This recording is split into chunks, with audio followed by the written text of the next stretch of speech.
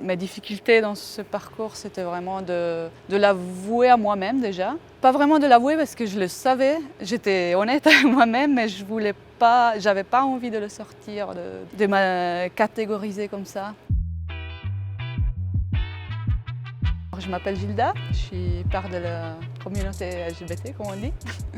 Alors oui, je me suis sentie différente pour la plupart des fois dans ma vie, je dirais. Je dirais là où c'était le plus évident pour moi, c'était surtout à l'école. Quand je commençais à prendre conscience que je n'étais pas intéressée aux garçons comme toutes mes copines étaient, et du coup je n'étais pas intéressée par ce type de discours. J'ai attendu jusqu'à très tard, c'était autour de 23, 25 ans, même si rationnellement je savais qu'il n'y aurait pas eu un rejet parce que j'avais quand même des amis cool, une famille cool, du coup je ne m'attendais pas. Mais je crois que c'était plutôt la peur de moi d'être différente. Parce que tu n'as juste pas envie, surtout quand tu es en construction, en croissance, tu n'as pas envie d'être différent des autres. Ou tu as envie d'être différent comme tu le décides.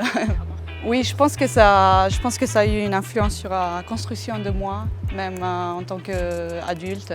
Parce que j'ai toujours eu l'habitude, quand j'étais jeune, de me cacher un peu, de ne pas sortir le vrai moi.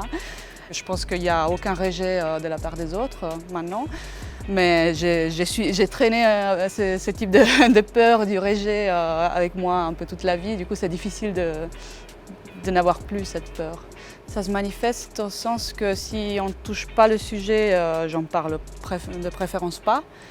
Et le plus je connais cette personne, le plus j'ai l'impression de cacher quelque chose. Et du coup, il y a cette sorte de mal à l'aise qui s'instaure. Je me demande toujours c'est quand le moment meilleur pour parler de ça. Le fait de s'assumer quand même, d'avoir un retour très positif de mon entourage, ça aide beaucoup. Je pense qu'on a tous besoin de se sentir un peu rassuré. Donc ça fait jamais, c'est jamais trop.